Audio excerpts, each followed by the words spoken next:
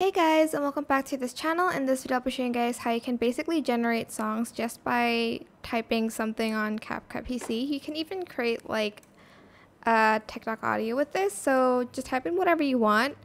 I'm just going to type whatever I want.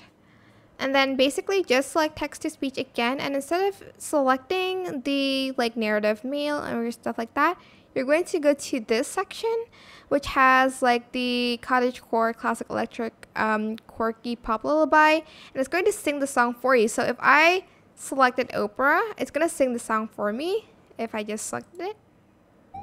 I'm just going to type whatever I want. And you're just going to start reading. Okay, that was loud because I couldn't adjust the volume, but here you can adjust the volume to make it of course not as loud.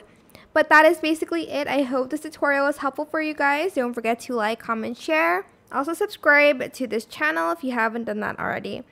If you have any more questions, just leave it in the comment section down below, and I will try my best to answer them all for you guys. And if you found this video helpful, please click the thanks button above the description box down below. Thank you so much for watching. Bye!